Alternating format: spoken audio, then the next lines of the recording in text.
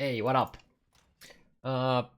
Quick video about Delirium maps, or more about how to, I guess, not waste them. So I've gathered a bunch of random Delirium maps. All of these have Delirium, so very like random percentage of Delirium. And the thing I'm gonna talk about here is put like a horizon orbing them in the correct one. So you can horizon orb these.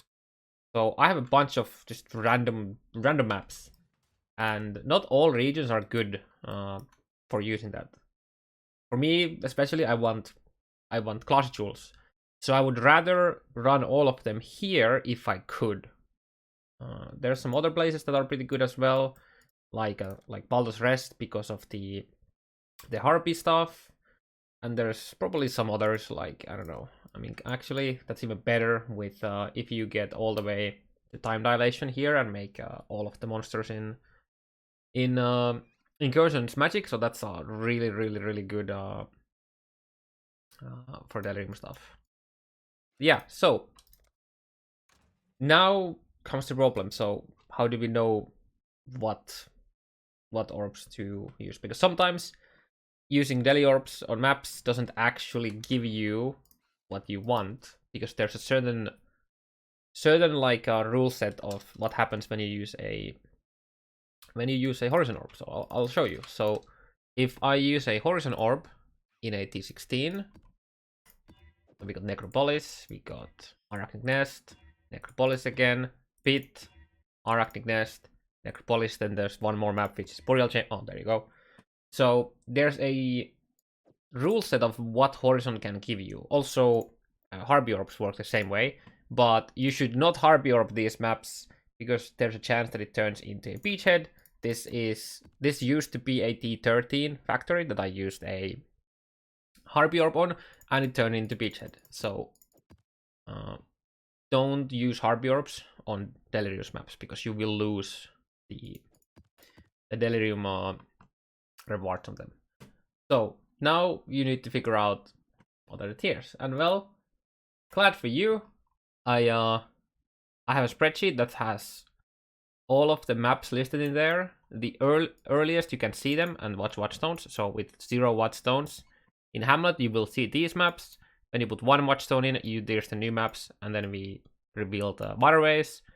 And these tiers here, with bolded and this yellowish background, is the first time you're able to see them. And then the watchstone requirements, and this is also the tier that the horizon orbs work with. Later on here, I have them listed by tiers as well, and this is also color coded for the region. So if I wanted to find all of the Lyra Arthane maps that I can use horizon orbs to, like other maps, so here's primarily block toxic shivers, these maps, lighthouse, all of these, they can also be found here. So if I wanted to get a Lyra Arthane map, I should probably use horizon orbs on random T8 maps, because there's only 3 possible outcomes. So let's see a T8 here. I think I have them here. So I have a bunch of T8s. These are actually already all maps, like a baseline maps, because I used a bunch of horizon orbs from them already because I wanted to get Alaways. So, well, in my case, I would probably want actually the Alaways, which is for the Lex Ejoris, that has my Delirium stuff in there. So I would probably want to do that. But let's say that I wanted to raise course, so I could just use any horizon number. Oh, here's Valdos, right? Sorry, Valdos Rest T8 pen. So pen isn't actually a, where are you? Valdos Rest. There. Pen is a baseline T1 map. So now if I were to use a horizon orb on it, there's a 1 in 3 to get any of these. And after I've done it once, let's see that it rolled dry sea, then it's a 50% chance for either Alaways or race course. And yeah. So that's actually all I want to talk about. This is especially useful for solo self-found, where you have a very limited amount of these. So this is about I'd say 90% of these maps are from running heists, just random heist rewards from the Delirium boxes. So this is very useful. So you get to properly choose them and make the most of them, instead of just randomly running some T9 Klenach on a, like T9 Haunted Mansion on a Klenach. I could maybe turn it into, as much as I hate to say this, I could turn it into a dungeon, because then I'm able to benefit from my Lexajori stuff. Because if you look here, you can search here dungeon, right? There's a dungeon as T16.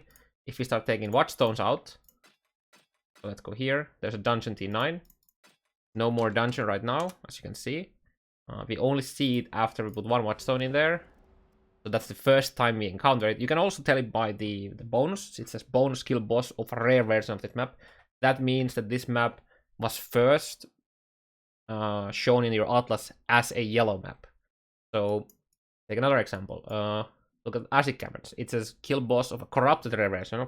So that means that it was at least a red map in your atlas for the first time you see it. So if I take Watchstone out, no more Acid Cavern. Even though it could be here, but it starts as a T14. I think a better example of that is probably here. I think Ivory Temple. So there's Ivory. Well, there's no Ivory right now. And there you go. It's the first as a T11. Yeah, that's all I had to tell for you now. I'm gonna give you this spreadsheet in the description and the comments below. Yeah, I'll hopefully get some class jewels out of these once I turn them into proper maps in proper regions and use them accordingly. Yeah, I'll see you guys on the next one.